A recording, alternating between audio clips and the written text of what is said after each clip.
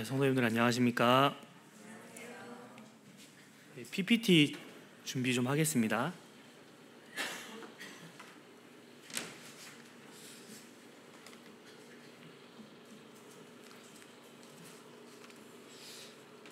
PPT가 나오기 전에 잠깐 말씀 전하기 전에 짤막하게 교제를 하자면 요즘 날씨가 사회자 형제님께서 말씀하신 것처럼 참 덥잖아요. 제가 현장에서 나가서 일을 하는 이렇게 일은 안 하는데 마이크가 안 되고 있죠? 현장에 나가서 이렇게 일을 하는 직종은 아니에요, 저는. 근데 사무실에 있다가 이제 현장으로 잠깐 나가야 될 때가 있습니다.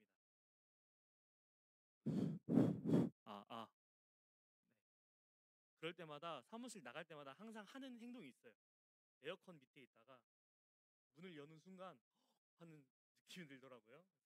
그래서 진짜 덥다.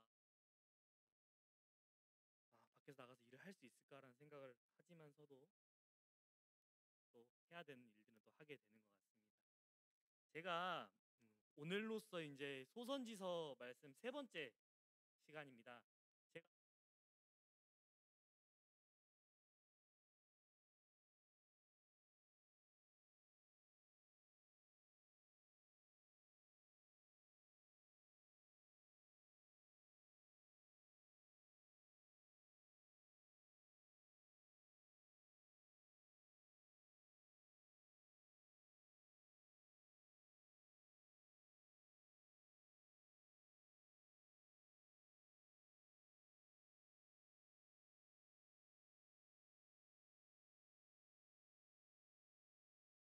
님들과 한 명 한 명 이렇게 나눠가면서 저도 다시 공부를 한번 해보고 좀 이런 시간을 가졌으면 좋겠다라고 생각을 했는데 좀 어렵고 힘들더라고요. 굉장히 자료도 좀 부족하고. 그런데 이번에는 그래도 자료가 너무 많아서 성도님들께 어떤 교재를 해드려야 되나라는 생각을 되게 많이 했습니다. 제가 2달에 한 번씩 올라온다고 말씀을 그때 해주셨는데 로테이션이 2달에 한 번씩 돌거든요. 제가 2달 전에 어떤 말씀을 전해드렸는지 혹시 기억하십니까? 혹시 2달 전에 뭘 먹었는지도 기억이 안 나는데 2달 전에 어떤 말씀을 전했는지 기억이 잘 안 나시죠? 저도 검색을 해봐요. 그 말씀 앞에 거를 다시 찾아봅니다. 내가 어디 말씀 전했지? 오바댜는 처음이었고요. 4달 전이었어요. 요엘서를 공부했어요. 요엘서에서 제가 중요한 멘트라고 해야 될까요? 단어 5글자 단어 2가지를 얘기를 했는데 기억하세요?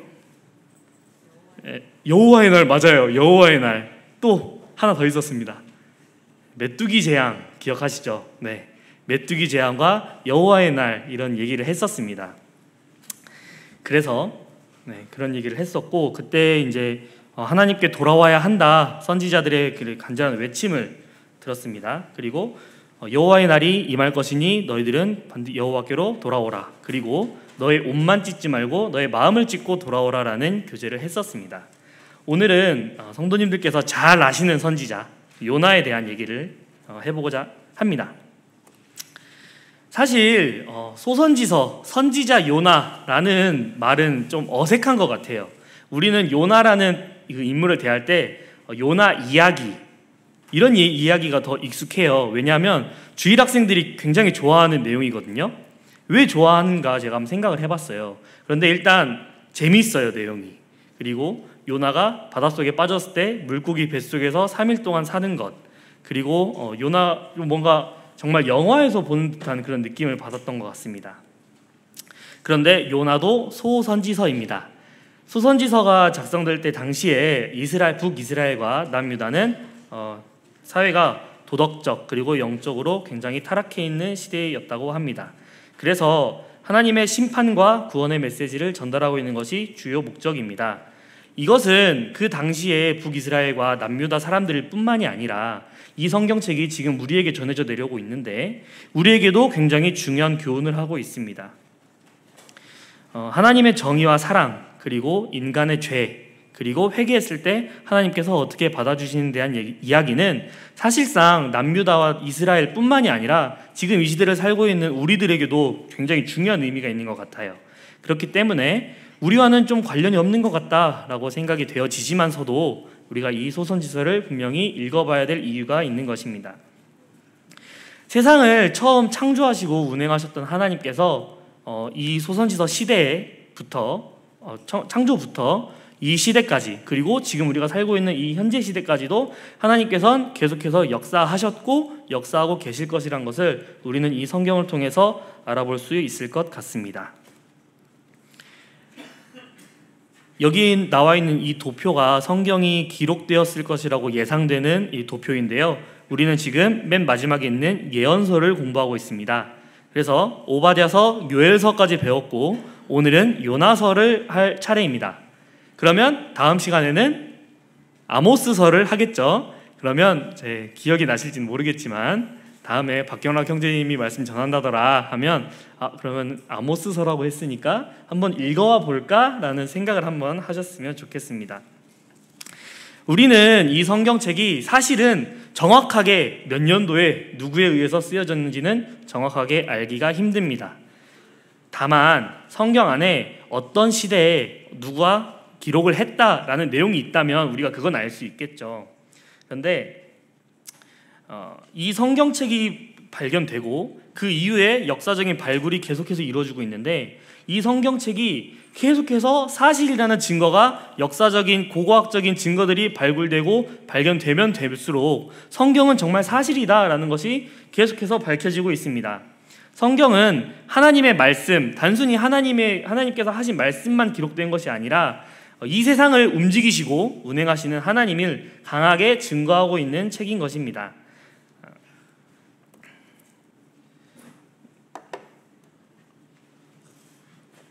앞서서 요엘서, 오바댜서를 공부를 할 때는 사실 우리가 이 성경책이 언제 기록되었는지, 어떤 시대에 기록되었는지 정확하게는 알 수 없다고 말씀을 드렸습니다. 그렇지만 성경 안에서 말하고 있는 내용들이라던가 혹은 왕의 권위가 굉장히 약해져 있었을 것이다 라는 추측을 할 수 있는 이런 것이 있었는데 요나서만큼은 힌트가 정확하게 적혀져 있습니다. 우리 열왕기하 14장 25절에 보면 제가 이렇게 앞에 적어놨는데요, 아미떼의 아들 선지자 요나를 통하여 하신 말씀이라는 내용이 나옵니다. 그리고 이 아미떼의 아들 선지자 요나가 활동했던 당시에 북이스라엘의 왕이 여로보암이라는 왕이었습니다. 여로보암은 처음에 북이스라엘을 건국했던 왕인데 그 왕과는 다른 왕입니다. 이름이 같습니다. 그래서 편의상 여로보암 2세라고 하도록 하겠습니다. 여로보암 2세가 왕인 시절, 북이스라엘의 왕이 여로보암 2세일 때 활동했던 선지자 아미떼의 아들 선지자 요나라고 얘기를 하고 있는데 이 선지자가 요나서를 기록했다고 요나서 1장 1절에 자기 자신을 말하고 있어요. 여호와의 말씀이 아미떼의 아들 요나에게 임하니라 라고 얘기를 하고 있습니다. 이름이 동일한 사람은 사실 성경 안에 많이 나옵니다. 그렇지만 아버지의 이름과 이렇게 동시에 같기는 쉽지 않잖아요. 그래서 우리는 이 사람이 요나일 것이다 라고 추측을 할 수가 있습니다.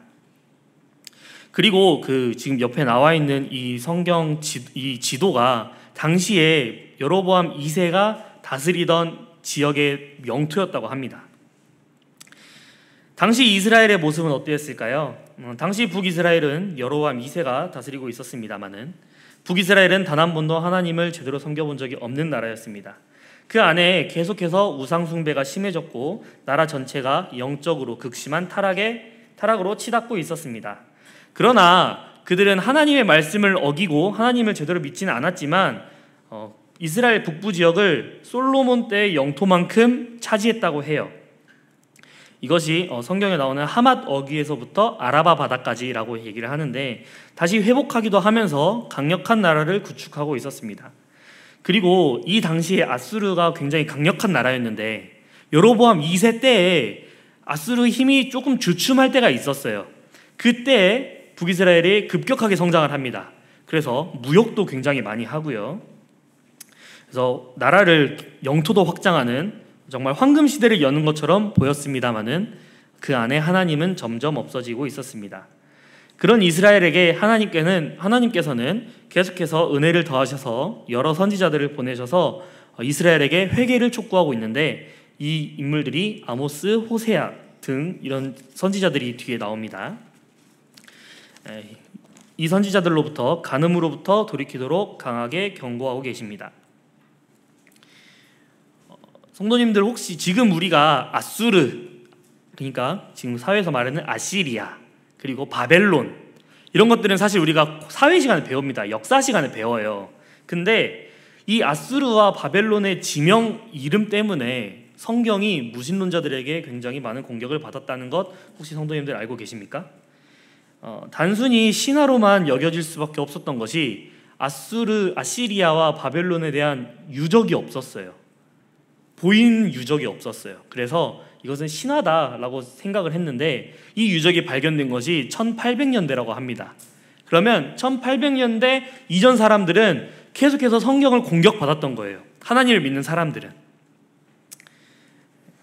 니느웨의 발굴이 19세기에 이렇게 발굴이 됐는데, 프랑스 사람 보타로부터 최초로 발굴이 되기 시작하고, 그리고 영국 사람 오스틴 헨리 레이어드라는 사람에 의해서 역사 속으로 정말로 아수르라는 나라가 있었다, 그리고 니느웨라는 도시가 있었다라는 것이 실제로 밝혀지게 됩니다. 여기 지금 나와 있는 사진이 성읍에 지금 발굴된 사진이고요. 이것은 그 당시에 발굴하던 사람들의 모형도 그림이라고 생각하시면 될 것 같아요. 갑자기 땅을 팠는데 이런 것들이 나오는 거예요.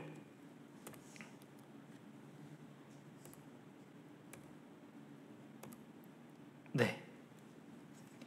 1845년 10월 영국인 레이어드가 니느웨 주변을 발굴하기 시작합니다. 먼저 프랑스 사람인 보타라는 사람이 발굴에 성공을 했어요. 그래서 이 사람이 자기도 질 수 없었던 거죠. 그래서 여러 탐사대를 꾸리고 가서 그 주변 님루드 구릉이라는 곳부터 이렇게 차곡차곡 파기 시작하는데, 한 달 정도 지났을까요? 흙더미 사이로 니느웨 성벽 일부에서 말과 사람, 이런 조각품들이 발견되기 시작합니다. 오랜 세월 때문에 큰 홍수와 여러 퇴적물들 때문에 모든 이런 것들이 감추어져 있다가 하나님에 의해서, 물론 그 도구는 영국인 그 레이어드였겠지만 하나님께서 역사 속으로 직접 보여주십니다. 실제로 아수르는 존재했고 내가 망하게 했다라는 것을 보여주고 있습니다. 성경에 대한 내용이 사실임을 증거하는 증거가 드디어 세상에 빛을 보이게 되었습니다.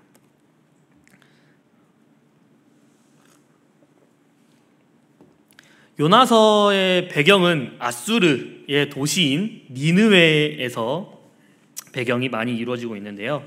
니느웨는 티그리스강 동편에 위치한 성읍이라고 합니다. 성읍의 길이는 약 30마일 정도 됐고 너비는 10마일, 성벽의 높이는 정말 낮은 곳은 30m부터 높은 곳은 성벽의 높이가 60m까지 되었다고 합니다. 그리고 성벽 위에서 6대의 쌍두마차가 동시에 달릴 수 있는 넓은 길이 있었다는 것을 보았을 때 그 당시에 굉장히 큰 성읍이었다고 보여집니다. 그리고 성 내부에는 병영도 있었고 무기고도 있었고 군량 창고들이 많이 발견되고 있고요. 면적은 약 220만 평 정도 되는 굉장한 크기라고 합니다. 이것이 니느웨 성읍의 지도입니다. 아수르 제국은 굉장히 잔인한 통치를 하는 나라였어요. 근대에 들어와서 발굴된 옛 페르시아의 기념비를 보면 이러한 글들이 새겨져 있는데, 아수르 사람들이 얼마나 잔인하고 악독한 사람들이었는지를 보여주는 글들이 굉장히 많이 있고, 여기에 있는 이 그림들을 보면 꼬챙이로 사람을 찔러서 매달아 놓고 산채로 피부를 벗기고 그리고 전쟁하고 포로로 끌고 가는 그런 모습들을 보여주고 있습니다. 어느 왕의 기념비에는 이러한 내용이 적혀 있다고 해요.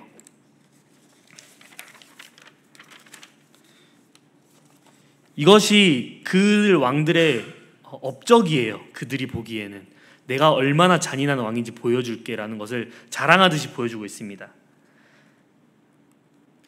이런 악하고 강한 아수르였지만 요나 시대에는 이전의 왕들에 비해서 좀 약화된 나라였다고 합니다.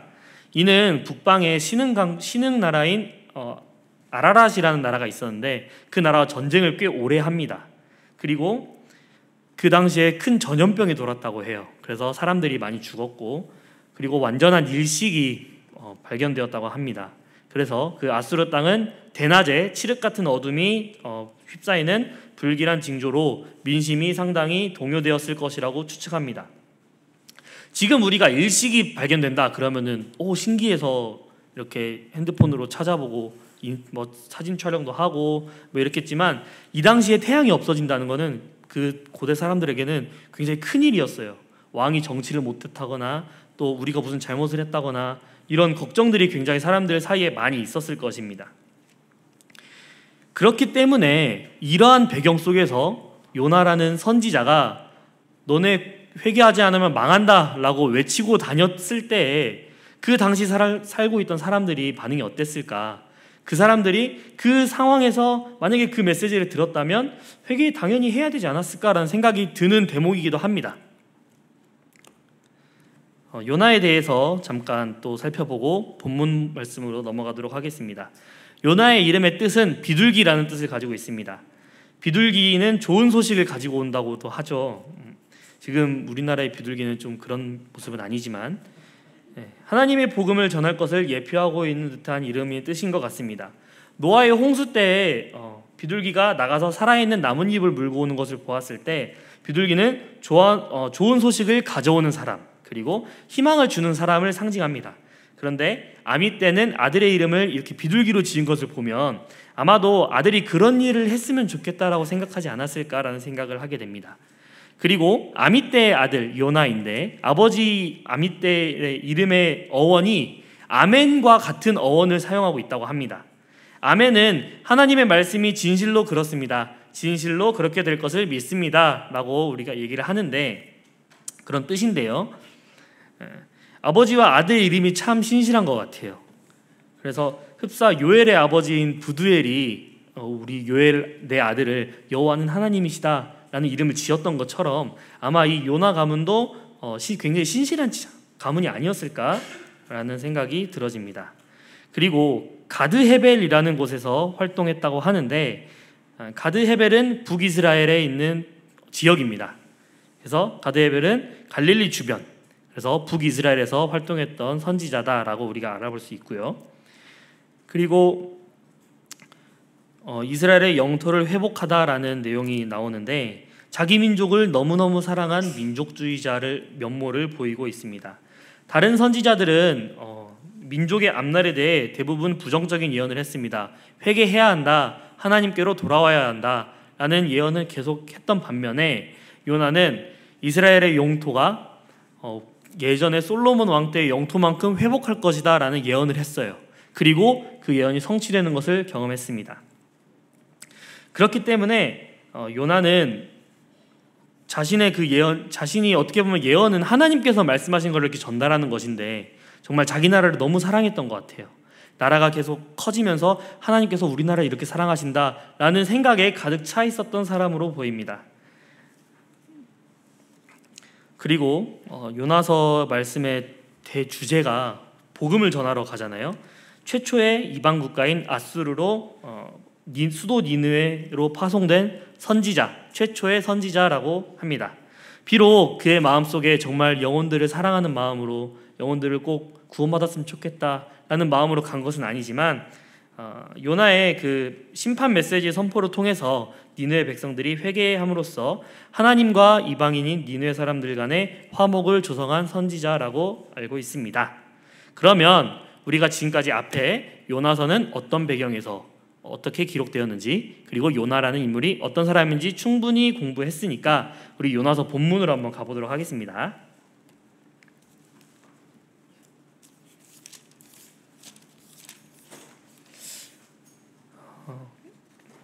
요나서 1장 2절에 보면 너는 일어나 저 큰 성읍 니느웨로 가서 그것을 향하여 외치라. 그 악독이 내 앞에 상달되었음이니라 하시니라.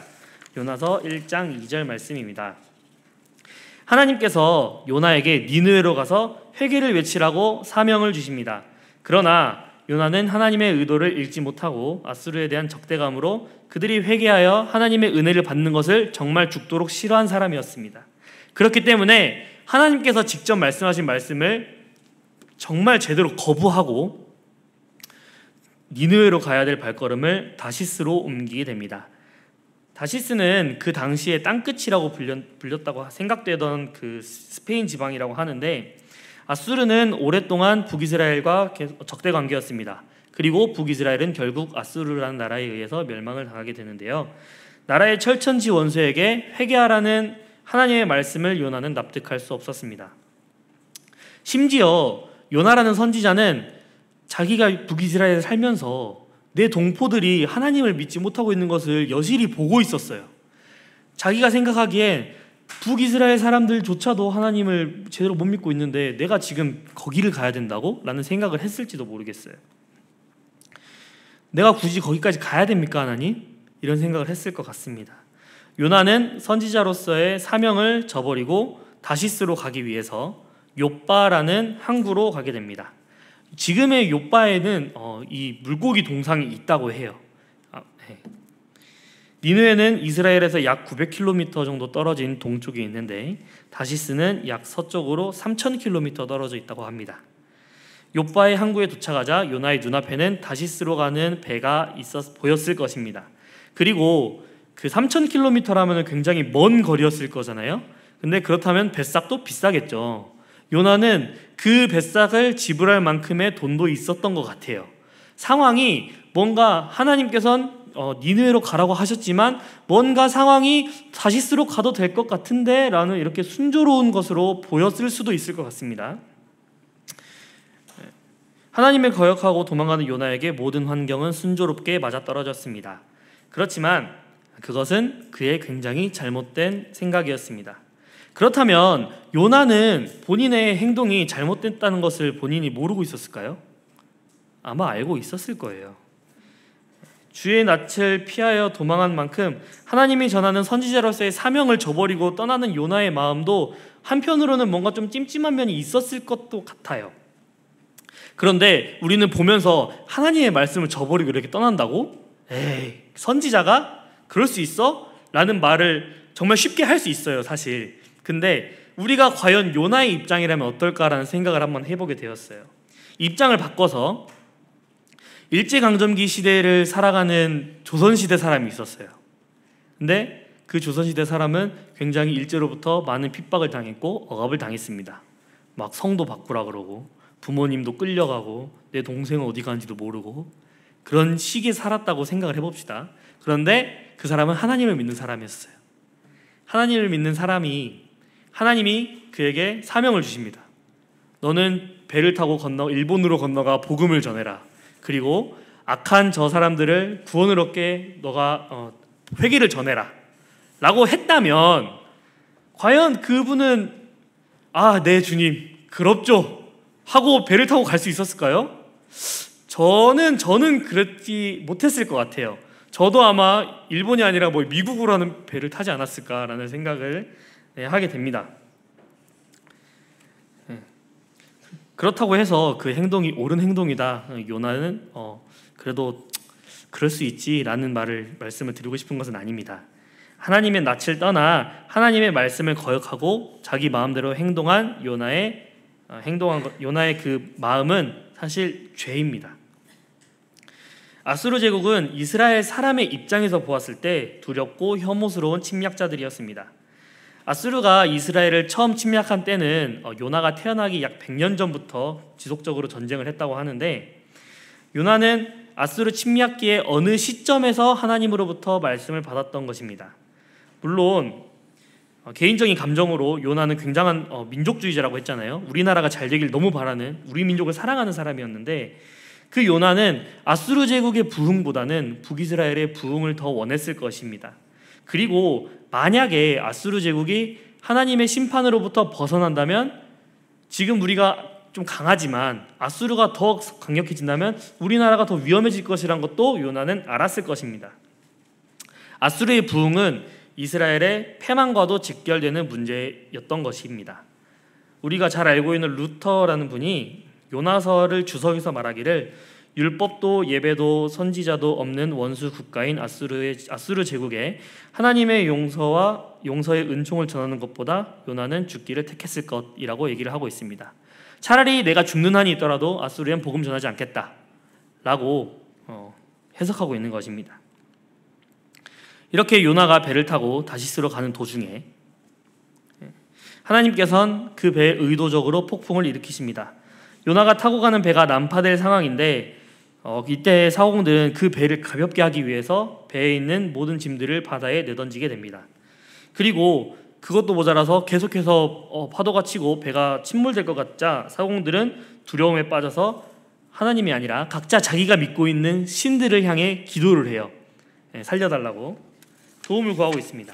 그런데 이때 요나는 자신이 믿고 있는 하나님에게 살려달라고 하지 않았어요. 그 당시 요나는 배 밑층에서 잠을 자고 있었습니다. 이것은 육체적으로 피곤해서 잠이 들은 모습이기도 하겠지만 뭔가 영적으로도 굉장히 깊은 잠에 빠져 있지 않았나라는 생각을 하게 됩니다. 그리고 선장은 그 요나를 발견해요. 정말 기가 차겠죠. 지금 저 배 위에는 난리가 났는데 자기는 자고 있어요. 그래서 선장이 깨워요. 그래서 넌 누구냐 그랬더니 자기가 하나님을 믿는 자 요나라고 소개를 합니다. 그리고 이 배가 누구의 잘못 때문에 신이 우리에게 노해서 태풍을 주었느냐, 이것을 제비뽑기로 뽑자라는 제안을 하는데, 우리 잠언 16장 33절 말씀에도 보시면 나와 있지만 구약 시대 때 사람들은 제비뽑기로 신의 뜻을 많이 알아봤다고 해요. 여기 말씀 보시면 잠언 16장 말씀에 보면 제비는 사람이 뽑으나 모든 일을 작정하기에는 여호와께 있느니라 라고 얘기를 하는데, 그 많고 많은 사람들 중에 제비로 뽑았는데 하필 요나가 걸려요. 정말 하나님께서 인도하셨죠. 제비뽑기에서 걸린 요나를 누구냐고 물어봅니다. 요나는 바다와 육지를 지으신 온 우주의 창조주이신 하나님을 경외하는 자라고 고백하고 있습니다. 그리고 이 폭풍의 이유가 자신에게 있음을 요나는 알고 있었어요. 그리고 그렇기 때문에 나를 바다에 던져라 라고 그 사공들에게 얘기를 합니다. 그런데 사공들이 굉장히 마음이 좀 착했던 것 같아요. 그러면은 내가 살아야 되니까 바로 던진 것이 아니라 어떻게든 다 같이 살아보려고 아등바등 애를 썼는데, 결국에는 어떻게 해서든 이 위기를 벗어날 수 없자 어쩔 수 없이 사공들은 요나를 배 밖으로 던져버립니다. 하나님께 우리가 기도합니다. 요나를 우리가 바닷속에 던져서 죽이더라도 우리를 벌하지 마십시오라고 기도하고 요나를 바다에 던지자마자 폭풍이 멈추고 잠잠해졌습니다. 폭풍이 잠잠해지자 사공들과 배에 타고 있던 사람들은 크게 놀라고, 그 앞에 자신들이 믿던 신에게 기도했던 사람들이 하나님이 직접 살아계심을 알았어요. 그래서 하나님께 제사를 드리고 하나님께 기도를 드리기 시작합니다. 이때 요나는 큰 물고기에게 삼켜집니다. 그리고 밤낮 3일을 물고기 뱃속에 있게 됩니다.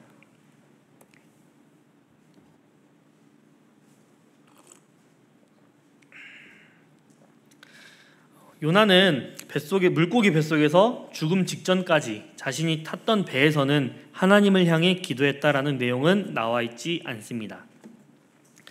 자신이 탄 배가 폭풍을 만나 부서질 위기에 처했지만 기도하지 않고 배 밑에서 잠을 자고 있었어요. 심지어 이방 선원들이 자신들의 신들을 찾을 때도 요나는 신경 쓰지 않았어요. 바닷속에 던져진 이후에 물고기 뱃속에서 요나는 하나님께 기도하기 시작합니다. 이것이 요나서 2장에 요나의 기도라는 제목으로 나와 있습니다. 요나는 죽음을 눈앞에 두고서야 부르짖으며 기도합니다. 요나는 인생의 가장 밑바닥에 던져져서 하나님을 보이기 시작합니다. 요나는 아마도 물고기 뱃속에서 정말 죽음의 직전까지 가지 않았을까라는 생각이 됩니다. 기도를 정말 편하게 할 수 있는 상황이 아니었을 거예요. 물고기는 계속 움직였을 것이고, 그리고 산소가 충분했을 것 같지도 않습니다. 그리고 생물이 뱃속에 있었으니까 아마 위에 있었을 거잖아요. 다른 생물들이 소화되는 그 악취라던가 그런 것들이 굉장히 살기 어려운 상황이었을 거예요. 그리고 빛도 없었겠죠. 굉장히 캄캄한 곳이었을 것입니다. 요나는 죽음 직전에 은혜를 깨달았고 영원한 하나님의 은혜를 깨닫고 감사하기 시작합니다. 요나는 죽음 앞에서 감사할 뿐만 아니라 서원도 갚겠다고 기도하고 구원은 하나님께 있다고 고백합니다. 그리고 다시 살아나는 것을 고백합니다. 요나는 물고기 뱃속에 있는 가장 절박한 상황 속에서도 하나님께서는 이미 다시 나를 살리신 것처럼 고백을 하고 있습니다. 하나님의 불순종에서 하나님을 피해 다시스로 도망쳤던 요나가 물고기 뱃속에서 회개기도 하고 하나님 앞에서 자신의 잘못을 회개하는 기도를 드리면서 하나님께서는 요나의 회개를 받아주시고 그를 용서해 주십니다. 하나님께서는 자신의 불순종을 회개하는 요나를 물고기 뱃속에서 꺼내어 주십니다. 그리고 물고기 뱃속에서 나온 요나는 다시 그토록 가기 싫어했던 니느웨로 가서 하나님의 말씀을 전하게 됩니다. 이러한 관점에서 요나서 2장은 요나의 기도를 자신에 대한 불순종에 대한 참회와 회개라고 해석을 하는데 만약에 이런 생각 혹시 해보셨어요? 요나가 정말로 물고기 뱃속에서 회개를 했다면 요나는 요나 4장에 보면 니느웨 사람들이 회개하고 돌이키자 요나가 아이고 하나님 감사합니다 이렇게 했나요? 몹시 화내죠. 성을 낸단 말이에요. 아니 내가 그럴 줄 알았다고. 요나가 만약에 이 기도 속에 회개가 조금 빠졌다면 어떨까요? 이런 생각을 한번 해보고 제가 2장을 다시 한번 읽어봤거든요. 요나서 2장에 나온 요나 그 기도 자체만 한번 읽어보시면 그보다 은혜롭고 그보다 훌륭한 기도가 없어요. 사실 여기에 있는 모든 거의 대부분의 기도가 시편에 나와 있는 그 시들을 인용해서 기도를 했거든요. 1장 빼고 3장 4장 빼고 2장만 딱 봤을 때는 정말 하나님의 사랑은 정말 크시다, 하나님은 구원이시다, 놀라우시다, 아멘 하고 끝나면 되는 건데 요나가 변화되지 않았습니다. 자, 다시 볼게요. 요나서 2장 2절에 보면 내가 받는 고난이라는 표현을, 이건 요나가 하나님께 기도하고 있습니다. 그럼 요나와 하나님과의 독대예요. 내가 받은 고난으로 말미암아 여호와께 불러 아뢰었더니 주께서 내게 대답하셨고 라고 기도가 시작되는데 요나가 받는 고난이라고 표현을 했어요. 고난이 뭘까요? 그냥 당시 그냥 어려운 상황이 고난일까요? 하나님의 뜻대로 했을 때 당하는 것을 고난이라고 해야 맞죠. 근데 자신이 겪는 이 어려움을 고난이라고 얘기를 합니다. 요나는 불순종에 대한 대가를 치르고 있다고 저는 보여져요. 하나님께서 하라는 거 하지 않았잖아요. 선지자라는 사람이. 그리고 하나님의 말씀을 지키기 위해 정직하게 살고 성실하게 살았는데 고난을 받았다. 그러면 이 기도가 맞죠. 근데 요나는 하나님의 낯을 피하여 도망갔다고 얘기를 하고 있습니다. 그리고 2절 후반부에 보면 내가 스올의 뱃속에서 부르짖었다라고 얘기를 하고 있습니다. 스올은 죽은 자들이 거하는 곳을 뜻하는 히브리어입니다. 우리말로는 상황에 따라 무덤, 음부 또는 지옥 등으로 번역할 수 있는데 요나는 이 물고기 뱃속에서 스올의 뱃속과 같은 상황이었을 것이라고 보여지긴 합니다만은 큰 물고기에 삼켜진 요나 그리고 물속에 버려진 요나는 당시 죽었어야 마땅한 것이에요. 그런데 요나는 여전히 죽지 않았습니다. 하나님께서 큰 물고기를 통해서 요나를 살리셨어요. 이것이 무덤이라고 할 수 있을까라는 생각이 되어집니다. 4절 요나는 내가 주의 목전에서 쫓겨났을지라도, 요나가 하나님으로부터 쫓겨났나요? 아니에요. 요나는 하나님을 자기가 피해서 달아났어요. 기도가 좀 이상한 것 같아요. 이렇게 생각을 하니까. 요나는 자신이 하나님을 피해서 도망쳤으면서도 하나님께서 자신을 쫓아낸 것이라고 말하고 있습니다. 7절의 기도에선 내 속에서 피곤할 때에 내가 여호와를 생각하였더니 내 기도가 주께 이르렀사오며, 배에서 요나는 피곤해서 잠이 들었지만 그 폭풍우 속에서 하나님께 기도했다는 내용이 1장에 기록되어 있지 않습니다. 요나는 바다에 던져 죽기까지 하나님을 피해 도망치려고 했던 것으로 보입니다. 그런데 하나님께서는 그 요나를 쉽게 죽이지 않으세요. 그리고 큰 물고기를 예비하셔서 요나를 삼키게 하십니다. 요나로 하여금 물고기 뱃속에서 밤낮 3일을 지내게 하시면서 그로 하여금 회개할 수 있는 기회를 주셨다라고 보여집니다. 요나서 2장에 대한 내용이 사실 정말 정반대되는 내용의 설교를 제가 이렇게 두 가지를 했는데, 정말 요나는 진심으로 참회하고 진심으로 회개해서 하나님께 돌아왔다와 요나는 잘못된 기도를 했다라는 내용이 이렇게 해석이 있습니다. 그런데 사실 요나서에서 가장 중요한 내용은 이 2장이 아니에요. 그렇기 때문에 2장을 이렇게 해석해도 저렇게 해석해도 요나서에서 말하고자 하는 그 큰 뜻은 그것이 아니기 때문에 이렇게도 해석을 하는구나, 이런 내용도 있구나라는 것을 성도님들께서 아시고, 그리고 제가 뒤에 말씀드렸던 이 내용이 요나의 마음 상태라면 정말로 니느웨 사람들이 회개했을 때 화낸 것이 당연하지 않았을까라는, 이렇게 잘 흘러가는 것 같아서 이 해석을 성도님들께 알려드립니다. 요나에게 다시 한번 기회가 주어졌습니다. 이 기회를 유심히 잘 생각해 보시기 바랍니다. 하나님께서는 하나님의 일을 할 때에 한 번 미끄러지면은 바로 심판하신 경우도 굉장히 많아요. 그렇죠? 모세의 경우도 그렇고, 굉장히 모세도 하나님 말씀에 한 번 불순종해서 가나안 땅에 들어가지 못하잖아요. 그런데 요나에게는 다시 한번 기회를 주시는 것이에요. 하나님께서 두 번째로 니느웨에 가서 내가 내게 명한 바를 그들에게 선포하라고 합니다. 요나는 발이 떨어지지 않습니다만 하나님께서 말씀하신 것을 지키러 가게 됩니다.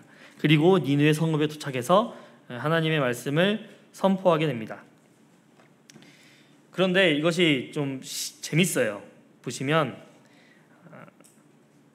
요나의 선포는 소선지서 전체적인 내용과는 약간 다른 내용이 있습니다. 하나님께서 심판하실 것이다. 왜 심판하실 것인지, 그리고 너희가 어떻게 해야 하는지를 정확하게 가르쳐주는 것이 소선지서의 특징이거든요. 그런데 요나는 3장 4절에 보면 하루 동안 다니며 외쳐 이르되 40일이 지나면 니느웨가 무너지리라 라는 선포를 하게 됩니다. 다 뺐어요. 너네 멸망할 거야 라는 것만 외치고 다녔습니다. 그리고 니느웨는 사흘길이라고 하는데 요나는 하루 동안 그 내용을 전파하고 다녔습니다. 그는 하나님의 은혜로 선지자로서 정체성이 유지되고는 있었지만 자신의 역할에 최선을 다하지 않았던 것처럼 보입니다. 그는 충성스러운 선지자보다는 마지못해 끌려온 선지자가 아니었나라는 모습을 보이는데, 본문에 의하면 니느웨는 3일길, 결코 작지 않은 도시였습니다. 한 연구에 따르면 그 니느웨 성읍의 둘레가 약 100km 정도 되었을 것이라고 하고요. 요나서 4장 11절에 보면 좌우를 분별하지 못하는 자가 12만 명, 최소 12만 명 이상의 인구가 살았다고 해요. 어떤 연구에 따르면 60만 명 정도가 살았던 그 정말 거대한 도시라고 하는데, 3일길을 하루 동안 다녔으면 퍼센트로 따지면 약 30% 정도가 이제 그 말씀을 들었겠죠. 3일 동안 다녀야 될 하루만 딱 다녔으니까 30% 정도가 하나님의 복음을 들었습니다. 반쪽짜리 들었어요. 그런데 요나의 기대와 예상과는 다르게 니느웨 모두가 그 한마디 때문에 회개하기 시작합니다. 그리고 그 소문은 금세 왕에게까지 전해지고 왕복을 벗고 굵은 배를 입고 그리고 죄를 뒤집어 쓰는 그런 회개하는 모습을 보입니다. 죄를 뒤집어 쓴다는 것은 극도의 슬픔을 상징하는 행동입니다. 그리고 왕은 거기서 그치지 않고 니느웨 전역에 명령을 내립니다. 금식을 선포하고 높고 낮은 자를 막론하고 굵은 베옷을 입었다고 성경은 말하고 있습니다. 하나님의 복음으로 말미암아 난폭하고 오만한 성읍은 겸손해졌습니다.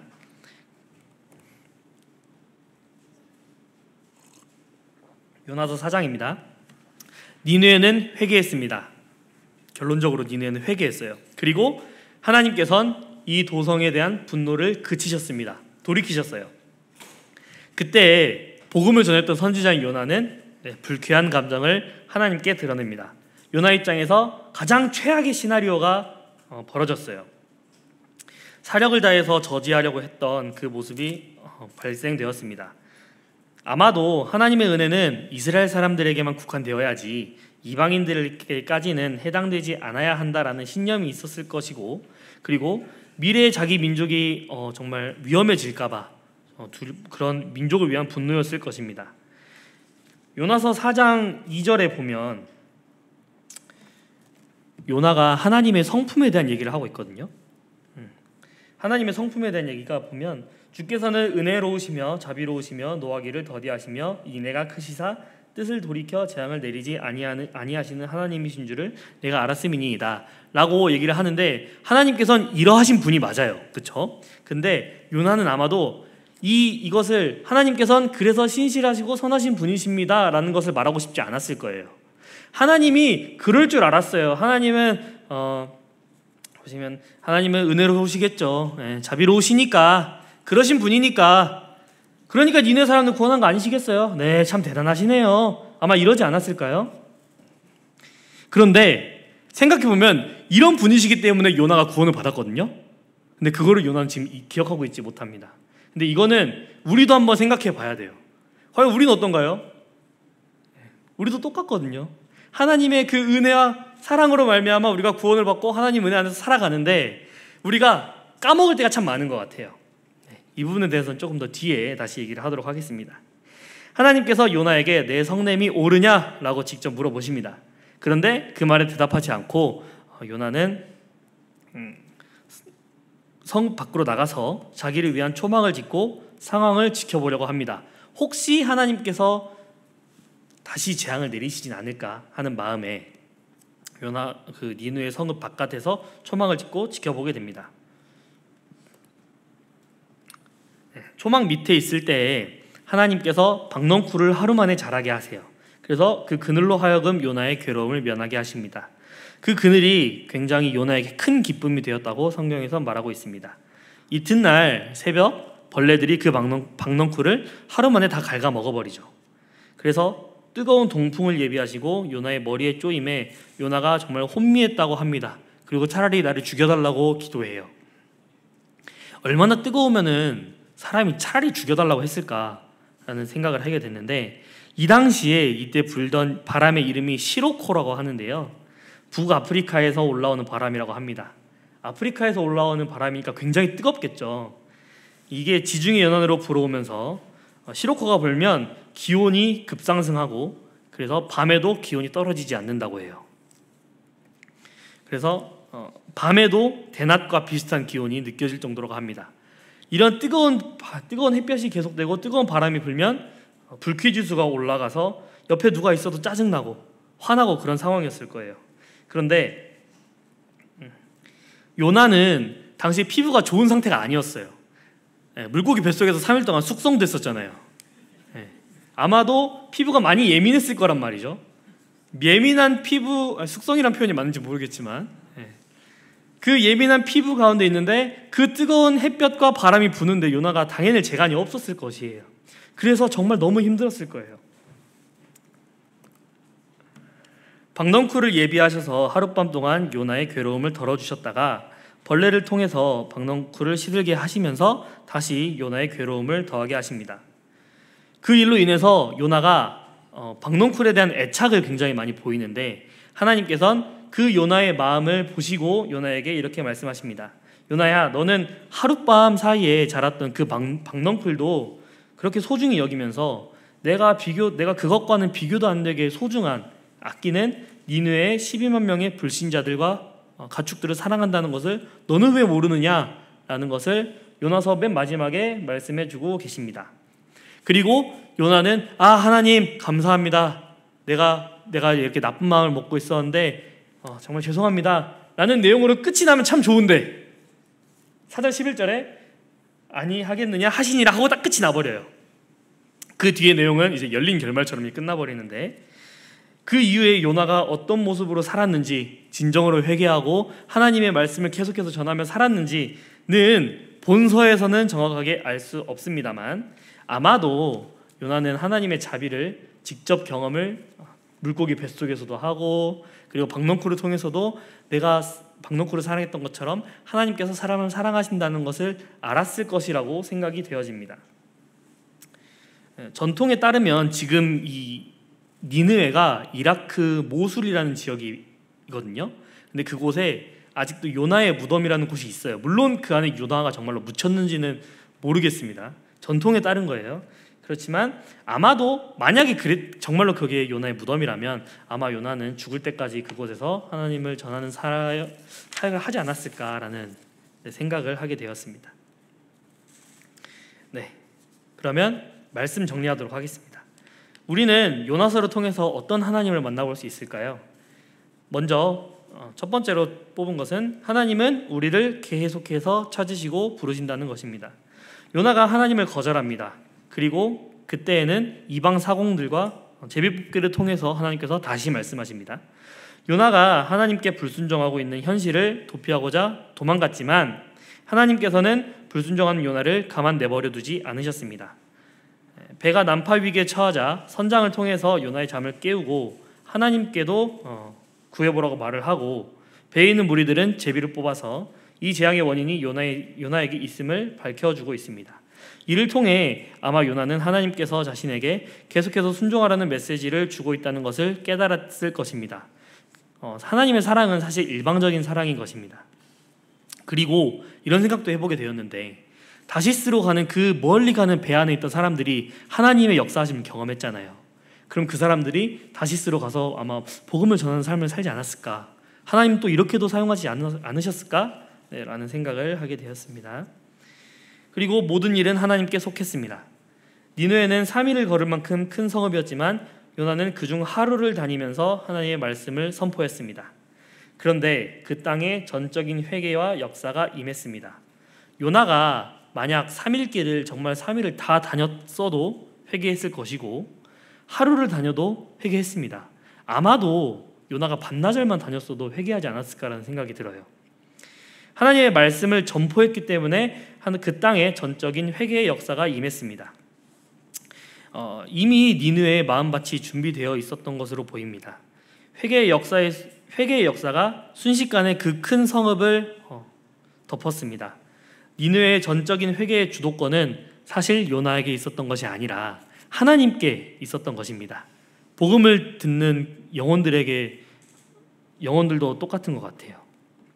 이 세상의 모든 일들의 원인과 결과는 하나님께 있습니다.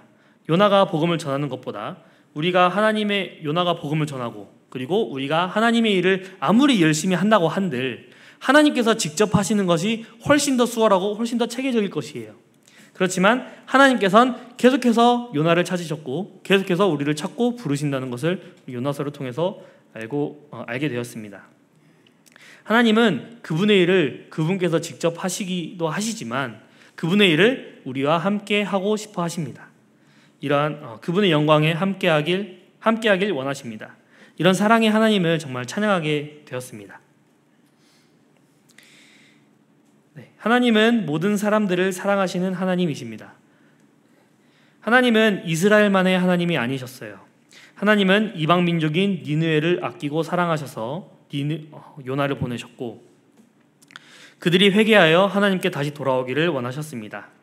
12만 명의 니느웨를 잊지 않고 기억하시는 하나님께서 온 세상과 온 민족을 사랑하시고 그리고 이 먼 대한민국까지 복음이 전해졌습니다. 그리고 우리가 주 예수 그리스도로 말미암아 복음을 듣고 구원에 이르게 되었습니다. 하나님의 관심은 단순히 그 이스라엘 민족에만 속해 있던 것이 아니었어요.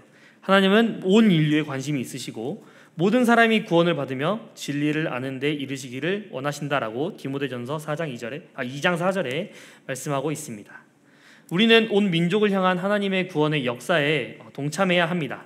왜냐하면 하나님의 관심이 요나 시대에도 지금 우리가 살아가고 있는 지금 이 시대에도 좌우를 분별하지 못하는 수많은 민족들에게 향해 있다는 것을 성경은 말하고 있습니다.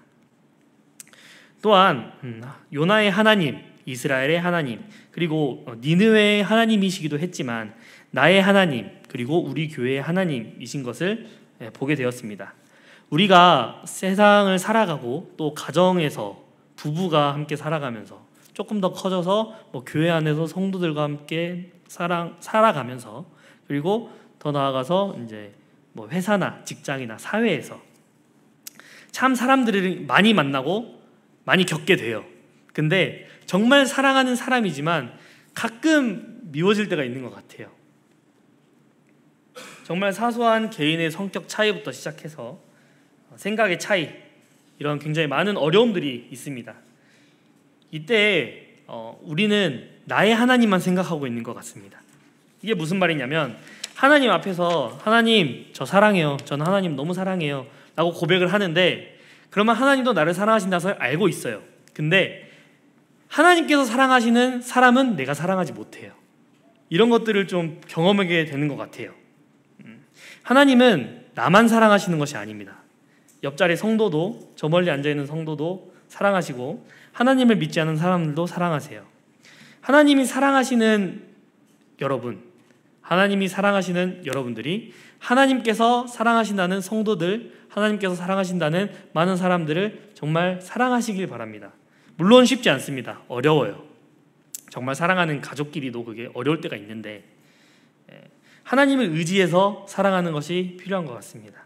하나님께서 사랑하시는 모든 사람들을 사랑으로 품을 수 있기를 함께 기도하고 살아갔으면 좋겠습니다.